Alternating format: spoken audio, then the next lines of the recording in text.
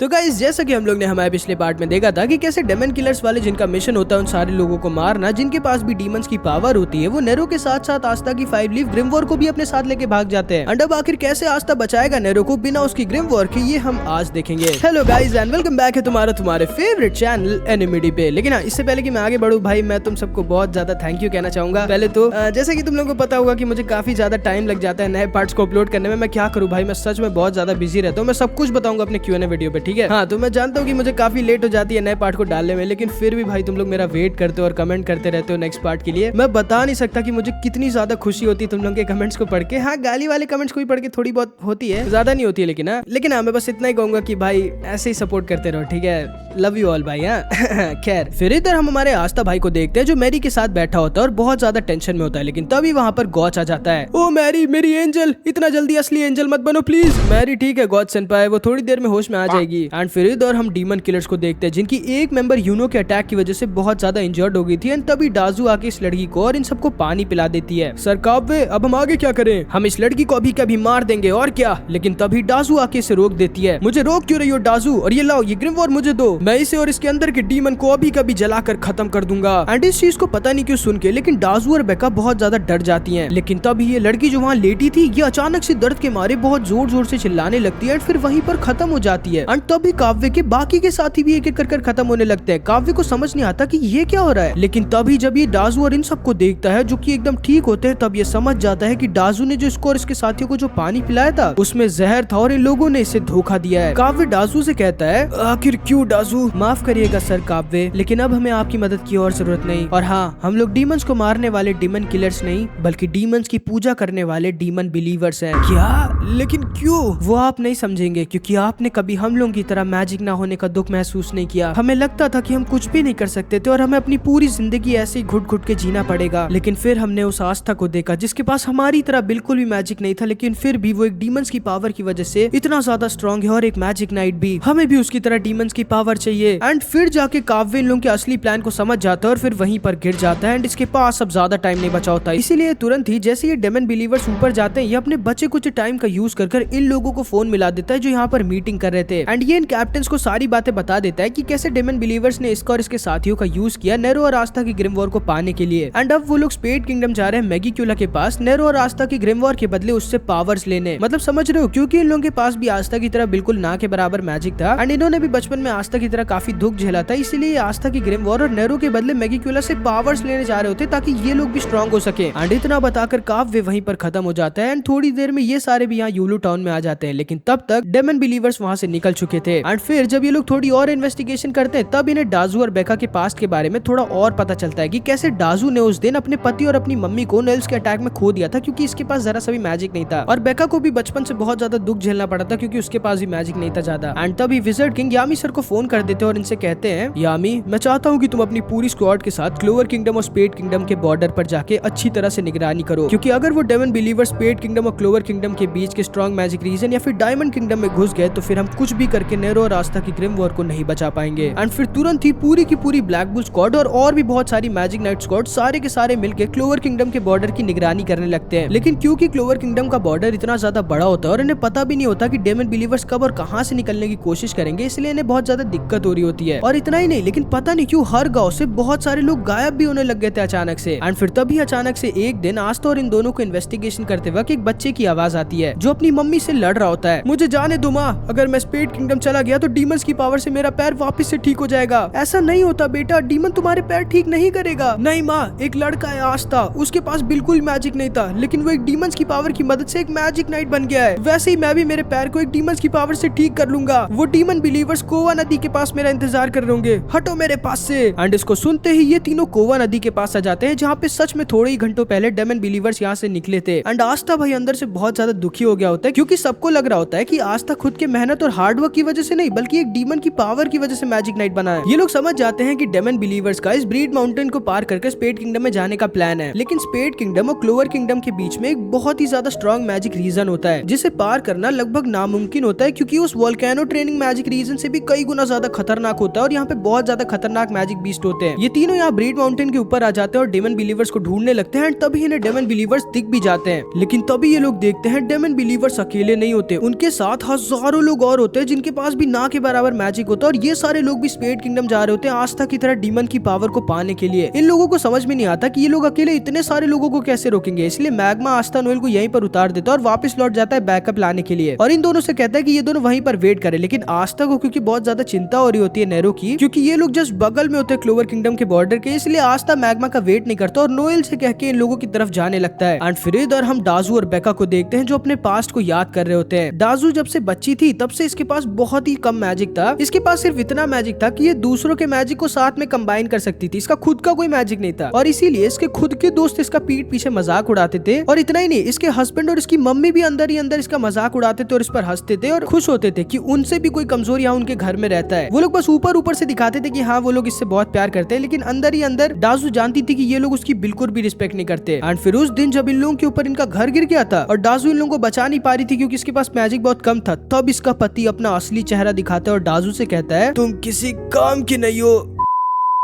जिसको सुनकर ये बहुत ज्यादा गुस्सा आ जाती है कि भले इसके पास मैजिक नहीं होता लेकिन फिर भी ये लोगों के लिए इतना करती थी और ये मुझसे ये कह रहा है। एंड भाई इसीलिए ये इन दोनों को जानबूझकर मरने के लिए छोड़ देती है। ये तंग आ गई होती है इतनी वीक होने की वजह से, बिल्कुल बेका की तरह, जो भले ही बहुत अच्छी डॉक्टर बन गई होती है, लेकिन क्योंकि इसके पास भी बहुत कम मैजिक होता है इसलिए लोग इस पर भी हंसते थे और इसका मजाक बनाते थे। और इसीलिए जबकि ये दोनों जानती थी कि क्लोवर किंगडम और स्पेड किंगडम के बीच का मैजिक रीजन को पार करना लगभग नामुमकिन है और बहुत ज्यादा खतरनाक है, लेकिन फिर भी ये लोग इतने बड़े रिस्क को लेना चाहते थे और ज्यादा स्ट्रॉन्ग होने के लिए। और ये लोग बस कुछ भी करके स्पेड किंगडम जाना चाहते थे मैगीक्यूला के पास उससे पावर्स लेने के लिए। लेकिन तभी इन लोगों के सामने आस्था और नोएल आ जाते हैं जो तैयार होते हैं इतने सारे लोगों से लड़ने के लिए। लेकिन जैसे ये सारे लोग आस्था को देखते हैं ये सब के सब आस्था के सामने अपने घुटने टेक देते हैं, क्योंकि आस्था इन लोगों के लिए एक बहुत बड़ा रोल मॉडल, मसीहा मतलब भगवान की तरह होता है समझ लो, क्योंकि इसके पास भी इन लोगों की तरह बिल्कुल मैजिक नहीं था लेकिन फिर भी ये इतना स्ट्रॉन्ग हो गया होता है। एंड तभी आस्था इन लोगों से कहता है डाजू, बेका, नेरो को छोड़ दो और इन सबको वापस जाने के लिए कहो, वरना तुम सब उस स्ट्रॉन्ग मैजिक रीजन में मारे जाओगे। हमें कोई फर्क नहीं पड़ता अगर हम मारे जाए आस्था, रोज घुट घुट के जीने से लाख गुना अच्छा होगा कि हम तुम्हारी तरह डेमन की पावर्स को पाने के मिशन में मारे जाएं। तुम तो जानते हो ना आस्था, वीक और मैजिकलेस होना कितना ज्यादा बुरा और दुख भरा होता है। हम भी तुम्हारी तरह स्ट्रॉन्ग होना चाहते हैं। हाँ मैं जानता हूँ, लेकिन तुम लोग मेरे बारे में नहीं जानते। मैं सिर्फ अपनी डीमन की पावर की वजह से स्ट्रॉन्ग नहीं हूँ, मैं स्ट्रॉन्ग हूँ क्योंकि मैंने कभी भी हार नहीं मानी। हर बार जब भी किस्मत ने मुझे नीचे गिराया तो मैं फिर से खड़ा हुआ और जोर से चिल्लाया कि चाहे कुछ भी हो जाए मैं एक दिन जरूर बनूंगा द विज़र्ड किंग। और अगर मेरे पास ये डीमन की पावर ना भी होती तब भी मैं एक दिन विज़र्ड किंग जरूर बनता। हम लोग तुम्हारी तरह नहीं है आस्था, हमें जरूरत है डीमन की पावर की, इसीलिए आज हमें यहाँ से जाने से कोई नहीं रोक सकता। ठीक है फिर मैं भी तुम लोगों के साथ चलूंगा, तुम लोगों की स्ट्रॉन्ग मैजिक रीजन में प्रोटेक्शन करने के लिए। ठीक है जैसी तुम्हारी मर्जी, लेकिन फिर हमें तुम्हें और तुम्हारी दोस्त को भी हैंडकफ पहनानी होगी। एंड फिर ये लोग आस्था और नोएल को भी वो मैजिक हैंडकफ पहना देते हैं और स्पेड किंगडम की तरफ जाने लगते हैं। लेकिन तभी वहाँ पर यामी सर और मैग्मा आ जाते हैं। अरे यार किसकी बारात निकली है यहाँ पे जो इतने सारे लोग हैं, अब इतने सारे लोगों को अकेले कैसे रोकूं मैं। एंड तभी कैप्टन फुगिलियन, नोजेल और कॉब भी वहाँ पर आ जाते हैं। एंड तभी इसी सही टाइम का फायदा उठाकर आस्था, नेरो और नोजेल को इनसे बचाकर इन लोगों के पास से भाग जाता है। डाजू एकदम डर जाती है एंड तुरंत ही चिल्ला के कहती है सारे लोग जल्दी से अपना मैजिक मुझे दो। एंड तभी जितने भी लोग वहाँ पे थे ये सारे के सारे लोग अपना मैजिक एक्टिवेट कर देते हैं। डाजू तुरंत ही अपने कैटलिस्ट मैजिक से इन सारे लोगों के मैजिक को एक साथ कंबाइन कर देती है इन लोगों के खिलाफ यूज करने के लिए। लेकिन जैसा कि तुम्हें याद होगा कि इन लोगों के जस्ट बगल में एक बहुत ही ज्यादा स्ट्रॉन्ग मैजिक रीजन था, इसीलिए इतने सारे मैजिक को सेंस करते ही एक बहुत ही ज्यादा खतरनाक मैजिक बीस्ट वहाँ पर आ जाता है जिसको देखकर ये सारे लोग डर जाते हैं और भागने लगते हैं। एंड अब जाके इन लोगों को थोड़ा सा आइडिया मिलता है कि ये मैजिक रीजन कितना ज्यादा खतरनाक होता है। ये मैजिक बीस्ट इन लोगों के ऊपर अटैक कर देता है, लेकिन तभी मैग्मा, नोएल और आस्था इन लोगों को बचा लेते हैं। तुम लोग ठीक तो हो ना। एंड डाजू को यकीन नहीं होता कि इसने आस्था के साथ इतना बुरा किया, उसकी ग्रिमवॉर तक उससे छीन ली, लेकिन फिर भी आस्था ने इन लोगों को बचाया। एंड भाई जैसा कि तुम्हें पता होगा क्योंकि यहाँ पे तीन मैजिक नाइट स्क्वाड कैप्टन थे, इसलिए इस मैजिक नाइट का जिंदा बच के भागना तो नामुमकिन था। Dark magic, dark slash and Yami sir एक ही बार में इतने खतरनाक और स्ट्रॉन्ग मैजिक बीस्ट को खत्म कर देते हैं। एंड अब जाके इतने सारे लोगों को समझ में आता है कि शायद सच में ये सारे लोग मौत के कुएं में कूदने जा रहे थे उस मैजिक रीजन में जाके। एंड तभी कॉब अपने टेलीपोर्टेशन मैजिक का यूज करता है और डामानीटो और कैप्टन विलियम्स भी वहाँ पर आ जाते हैं। एंड फिर कैप्टन विलियम्स इन सबसे कहते हैं मैं समझ सकता हूँ कि आप सबको अपनी पूरी जिंदगी बहुत ज्यादा दुख और भेदभाव झेलना पड़ा क्योंकि आप लोगों के पास बहुत कम मैजिक था, लेकिन आप लोगों को ये समझना होगा कि आप लोग जो करने जा रहे थे वो बहुत ही ज्यादा गलत था। लेकिन तभी ये सारे लोग कहने लगते हैं, आप क्या जानते हैं हमारी परेशानी के बारे में? हाँ, आपको कोई आइडिया नहीं है कि हमें कितना दुख और भेदभाव झेलना पड़ता है। एंड तभी कैप्टन विलियम्स अपने मास्क को उतार देता है, जिसको देखकर ये सारे के सारे लोग एकदम शॉक्ड रह जाते हैं। मेरे इस चेहरे की वजह से मैंने भी बचपन में बहुत ज्यादा दुख झेला है और मेरे साथ भी बहुत भेदभाव हुआ है, लेकिन मैं इसीलिए इस चीज को समझ चुका हूँ कि यही दुनिया है। हर किसी के अपने अपने दुख और सुख होते हैं, इसलिए हमें सिर्फ अपने दुखों के साथ बैठकर रोते नहीं रहना चाहिए, बल्कि जो हमारे पास खुशियाँ हैं उनसे खुश भी रहना चाहिए। अब मैं आप सबसे गुजारिश करता हूँ कि आप सब अपने अपने विलेज वापस लौट जाएं। जो लोग आपसे प्यार करते हैं वो लोग आपका इंतजार कर रहे होंगे। एंड इस चीज को सुन के इन सारे लोगों की आंखें खुल जाती हैं एंड ये सारे वापस अपने अपने विलेज लौटने लगते हैं। लेकिन तभी डाजू बोलती है, नहीं, मैं तुम लोगों को मुझे रोकने नहीं दूंगी। एंड तभी ये फिर से एक स्लीप बॉम्ब को फोड़ने वाली होती है, लेकिन तभी यामी सर इसे पकड़ लेते हैं। एंड डामानीटो इन सबसे कहता है, डेमन बिलीवर्स, तुम लोगों ने जो किया उसकी सजा तुम लोगों को जरूर मिलेगी, इसीलिए मैं तुम लोगों को सजा देता हूँ और क्लोवर किंगडम से हमेशा हमेशा के लिए निकालता हूँ। जिसको सुनकर ये सारे लोग खुश हो जाते हैं कि चलो इन्हें जेल में तो नहीं डाला जाएगा और ये सारे लोग स्पेड किंगडम की तरफ आगे बढ़ सकते हैं। एंड फिर डामानीटो वहाँ से लौट जाता है एंड ये सारे लोग स्पेड किंगडम की तरफ जाने लगते हैं। लेकिन जाने से पहले डाजू आस्था को उसकी ग्रिम वॉर वापस दे देती है और आस्था से कहती है, काश मैं भी तुम्हारी तरह बन पाती आस्था। लेकिन तभी आस्था इससे कहता है, तुम चिंता मत करो डाजू, मैं तुम्हें वादा करता हूँ जब मैं विज़र्ड किंग बनूंगा तो इस किंगडम में कोई भी दुखी नहीं रहेगा और सारे लोग चाहे उनके पास मैजिक हो या ना हो वो सारे मिलजुल कर हंसी खुशी एक साथ इस किंगडम में रहेंगे। एंड फिर ये सारे लोग स्पेड किंगडम की तरफ निकल जाते हैं एंड ये सारे वापस लौट जाते हैं। एंड भले ये सारे स्पेड किंगडम तो नहीं पहुंच पाते, लेकिन ये लोग आस्था के मिशन को और ज्यादा मजबूत जरूर कर देते हैं ताकि आस्था एक ऐसा किंगडम बना सके जहाँ पे सारे लोग हंसी खुशी एक साथ मिलजुल कर रहे हैं। एंड फिर अगले दिन हम देखते हैं ये सारे लोग फिर से अपनी ट्रेनिंग करने लगते हैं। ग्रे भी ट्रेनिंग कर रही होती है ताकि इसके अंदर की शर्म थोड़ी खत्म हो सके। कैप्टन शार्लेट भी सिर्फ दो ही चीजें कर रही होती है, या तो ट्रेनिंग या फिर यामी सर के बारे में सोचना। एंड फिर इधर हम आस्था, नोएल, नेरो, फिनरल और यामी सर को देखते हैं जो विज़र्ड किंग को सब कुछ बताने आए होते हैं। एंड इनकी बात को सुनकर विज़र्ड किंग भी थोड़ा दुखी हो जाते हैं क्योंकि इन्हें भी पता होता है क्लोवर किंगडम में बहुत डिस्क्रिमिनेशन होता है। और तुम्हें याद होगा कि आस्था की तरह इनका भी एम होता है क्लोवर किंगडम को ऐसा बनाना जहाँ पे जरा सा भी डिस्क्रिमिनेशन मतलब भेदभाव ना हो। एंड तभी विज़र्ड किंग को लोरो पेचिका की कॉल आ जाती है जो इन्हें बताती है कि ट्रेनिंग की प्रिपरेशन बस कंप्लीट होने वाली है। एंड असल में कुछ गिने चुने लोगों को आस्था नेरो के साथ क्लोवर किंगडम से हार्ड किंगडम में बुलाया जाएगा कुछ महीनों की बहुत ही ज्यादा हार्ड ट्रेनिंग को करने के लिए। लेकिन तभी हम देखते हैं अचानक से लोरो पेचिका के पेट में दर्द होने लगता है और वो वहीं पर गिर जाती है और फोन कट जाता है। ये क्या हुआ? फोन कट गया और क्या? नहीं, मेरा मतलब क्वीन लोरो पेचिका नीचे क्यों गिर गई? कहीं मैगीक्योला के कर्ज की वजह से तो नहीं? एंड ये लोग तुरंत ही फिनरल के मैजिक की मदद से हार्ड किंगडम आ जाते हैं। नेरो यहाँ विज़र्ड किंग के कहने पर यहीं पर रुक जाती है। एंड ये लोग जैसे यहाँ पर आते हैं गाजा इनके सामने आ जाता है। बिना परमिशन के क्यों आए हो तुम लोग यहाँ? ओए ओए बिजली मैन, हम लोग यहाँ इमरजेंसी में आए हैं। एंड ये लोग जब तुरंत ही अंदर आते हैं तब इन्हें पता चलता है कि लोरो पेचिका के पेट के दर्द का उसके कर्ज से कुछ लेना देना नहीं था, बल्कि इसने कुछ अजीब सा खा लिया था जिसकी वजह से इसकी गैस बन गई थी। फिर इधर हम विज़र्ड किंग और नेरो को देखते हैं जो नेरो के मैजिक की मदद से एक सीक्रेट रूम में आ जाते हैं जहाँ द फर्स्ट विज़र्ड किंग के एक्सपेरिमेंट का सामान रखा हुआ था। वहीं पर विज़र्ड किंग नेरो को फर्स्ट विज़र्ड किंग के एक मैजिक आइटम के बारे में बताते हैं जिससे वो कॉमन लोग जिनके अंदर बहुत कम मैजिक है उनके अंदर दूसरों के ढेर सारे मैजिक को भर सकते। एंड विज़र्ड किंग नेरो से कहते हैं कि उन्हें नेरो की मदद चाहिए इस मैजिक आइटम को बनाने के लिए ताकि क्लोवर किंगडम में सबके पास एक बराबर मैजिक हो सके और क्लोवर किंगडम में डिस्क्रिमिनेशन भी खत्म हो सके। एंड नेरो ऑब्वियसली इनकी बात को मान जाती है। फिर अगले दिन हम देखते हैं कि सारे मैजिक नाइट स्क्वाड कैप्टन क्योंकि इतने ज्यादा स्ट्रॉन्ग होते हैं इसलिए वो लोग ढंग से ट्रेनिंग नहीं कर पा रहे होते, इसलिए विज़र्ड किंग डिसाइड करते हैं कि वो एक मैच रखेंगे सारे के सारे कैप्टन का एक दूसरे कैप्टन के साथ जिसको पूरा का पूरा क्लोवर किंगडम देखेगा, जिससे ना तो सिर्फ कैप्टन की ट्रेनिंग हो जाएगी बल्कि क्लोवर किंगडम के लोगों का थोड़ा एंटरटेनमेंट भी हो जाएगा और उन्हें ये भी पता चल जाएगा कि उन्हें बहुत ज्यादा स्ट्रॉन्ग लोग प्रोटेक्ट कर रहे हैं। एंड फिर अगले दिन होता है इन सारे कैप्टन का मैच जिसे पूरा का पूरा क्लोवर किंगडम देख रहा होता है। कैप्टन विलियम्स, फुगिलियन, शार्लेट और डॉर्थी एक टीम में होते हैं एंड हमारे यामी सर, कैप्टन जैक, नोजेल और काइजर एक टीम में। रिल नहीं आया होता क्योंकि ये पागल हो गया होता है भाई चार्मी के प्यार में। एंड आज भाई ये सारे मैजिक नाइट स्क्वाड कैप्टन से एक दूसरे से लड़ेंगे। एंड इन लोगों का मैच भी royal magic night selection exam की तरह था, जिस टीम ने भी सामने वाली टीम के मैजिक क्रिस्टल को पहले तोड़ दिया वो टीम जीत जाएगी। एंड क्योंकि विज़र्ड किंग तो वहां जा नहीं सकते थे तो ये यहाँ दूर से इन लोगों के मैच को देख रहे होते हैं एंड इनकी जगह डॉक्टर ओमेन बैठे होते हैं विज़र्ड किंग बनके। एंड भाई ये मैच बहुत ही ज्यादा तगड़ा होने वाला होता है क्योंकि सारे के सारे कैप्टन एक दूसरे से लड़ रहे होते हैं भाई। एंड फिर स्टार्ट होता है मैजिक नाइट स्क्वाड कैप्टन का बवाल मैच